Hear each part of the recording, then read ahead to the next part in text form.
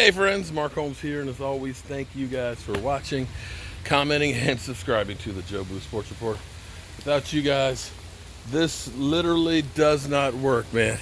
I tell you one thing, when you are a Dallas Cowboys YouTuber or blogger, there is never a dull moment. Whew. Trying to get my grass to grow, trying to get this stuff together, and taking a little break here. I did a video a little bit earlier today with my buddy Mark Sampson in the UK fan club in England, and of course done my day job. We worked on the molding and things. Got a couple of chickens in cooking in the outdoor smoker for dinner, and I'm going to do some shrimp kielbasa kebabs for dinner.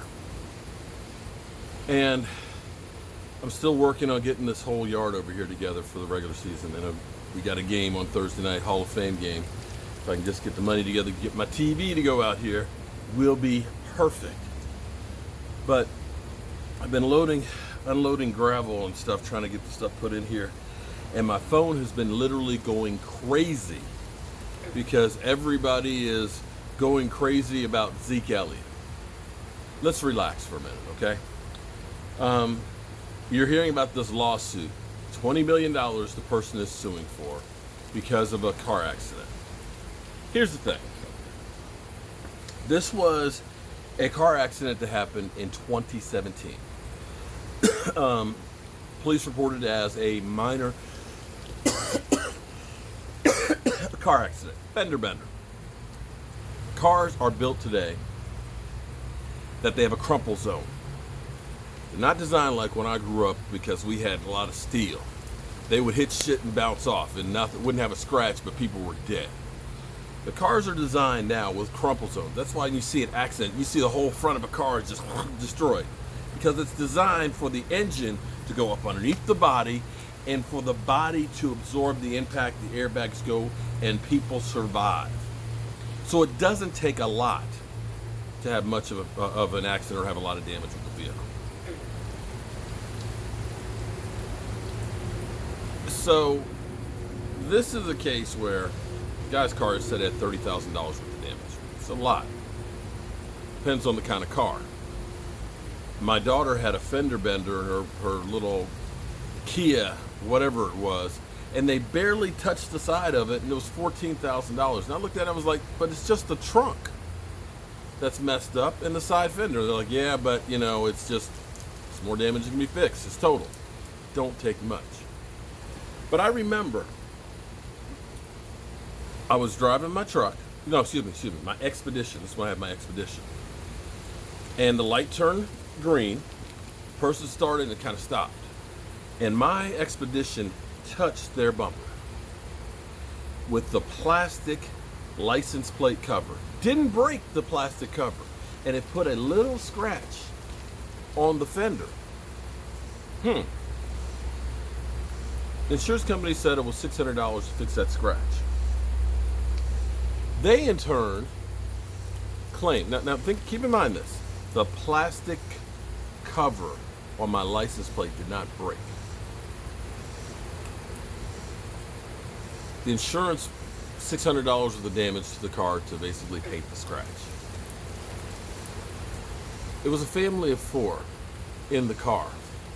And they sued me for $25,000 per person for damages and injury. $100,000 for a scratch on the car. Clearly, ambulance chasing. So this person sees an opportunity, and of course TMZ is reporting it, has sued. You can sue somebody for a ham sandwich, okay? Doesn't mean that's what you're gonna get. And most attorneys will tell you, well, we can sue for a couple $1 million, but we'll go ahead and settle for a lot less. And that's what this is. This is not something that just happened like yesterday. This is something that happened 2 years ago, okay? Over 2 years ago, because it was right at playoff time, playoff game that we lost. But they're also suing the Dallas Cowboys because they're saying they conspired with them to cover it up, because had they known, Zeke Elliott would have been in the concussion protocol. Well, I got to tell you, if you've ever played football at running back in the NFL, dude, it's literally like being in about 25 car crashes in one day. That fender bender with the seatbelt wouldn't have been a concussion. Okay? Now, here's the thing. Here's what I'm hearing. The Cowboys, you got to understand right now, Stephen Jones is taking care of business with this team. He's looked back and seen the mistakes that they've made in the past. One of those mistakes they had in the past was paying people after having just a good year and getting into cap hell. You could look at Miles Austin. They ended up giving him a huge contract after really one good year, knowing that he had hamstring issues. They gave Marion Barber like a $45 million extension, and he was a part-time running back. And with his style of play, you know he wasn't going to be able to play for long. They did it with Terrence Newman. They did it with Jay Ratcliffe. They did it with DeMarcus Ware. They did it with Des Bryant. They did it with Tony Romo. And the thing is we, this year, for the first time, are out from under Tony Romo's contract.